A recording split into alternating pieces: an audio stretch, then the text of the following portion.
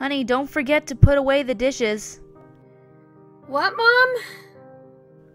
Don't forget to put the dishes away.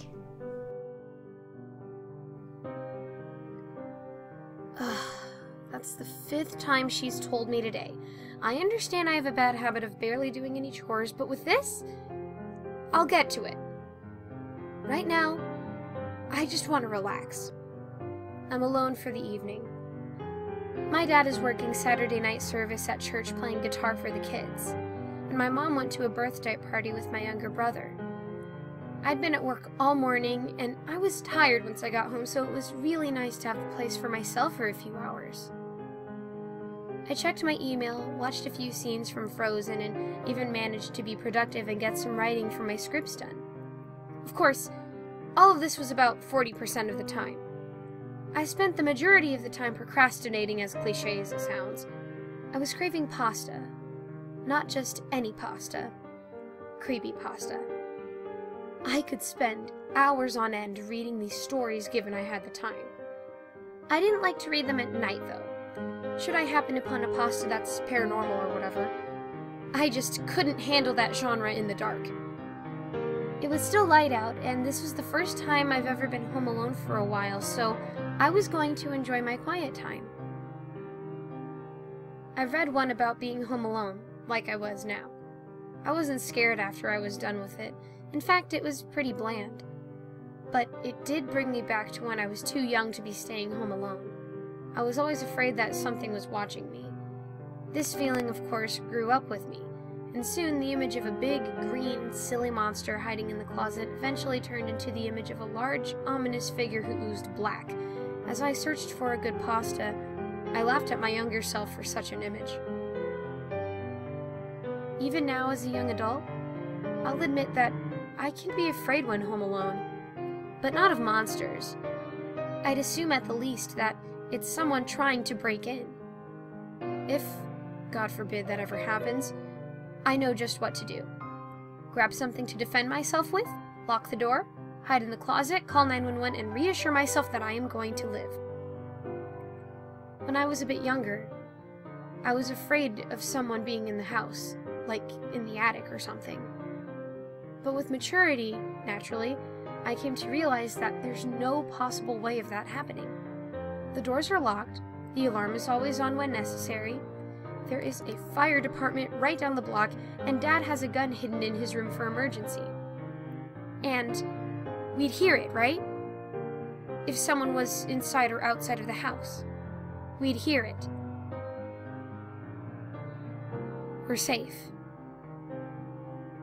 All of these thoughts ran through my head as I ran down to the kitchen to grab some water, and then returned upstairs as soon as the glass was half full. I don't know why, but sometimes I just have arguments against myself, or a younger version of myself in my head. I wasted a good hour proving to an 11-year-old me that there is nothing to be afraid of regarding something watching us in the house. Any previous times I had these moments in my mind, I always thought back at all those strange incidents where it really did seem like someone else was in the house. I brought home extra blueberry pie from a party, and it was gone the next day. Mom was the only one who said she'd had some, and there's no way she could have finished it by herself. Then there was that time my brother was rude to me for making sounds coming from his closet.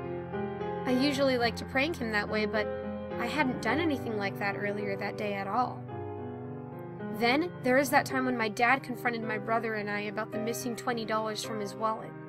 He thought one of us must have dug into his wallet and took it, but neither of us would do that. Thinking about those makes me a little nervous. But I'm an adult now, and the best way to go about this silly obsession of fear is to think logically. The pie, my dad or brother probably ate the rest of it and didn't tell us. Either that or one of my brother's friends who had been there earlier that day ate it. My brother giving me sass for pranking him? Well, our parents never really busted me for it, and he's much younger than me, so he was probably just trying to give me a hard time in hopes of getting me in trouble. He's always been immature like that. As for the money, that's easy. My brother did it. Sure, it's out of character a little bit, But he would do it if he was really desperate to get something, like some DLC for his online games. All of it points back to my brother. I just think he's trying to get on my nerves or make me crazy or something. Honey, your brother and I are home. There goes my nice quiet alone time. Oh well, can't last forever. Did you guys have a nice time at the party? Yeah, we brought home a few cans of soda and some dessert. Cool! I'll be down in a minute. Is Dad home yet?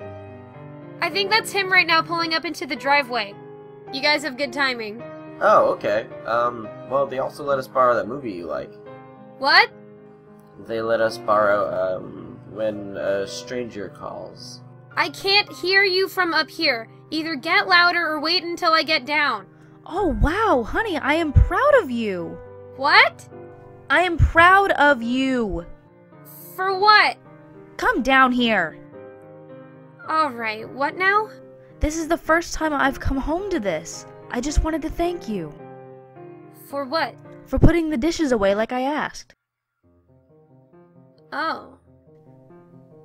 What's wrong? Sweetie, are you sick? Were you alright here by yourself?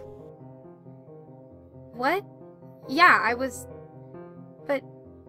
You said the dishes... I was supposed to put them away. And you did! No, Mom. No what?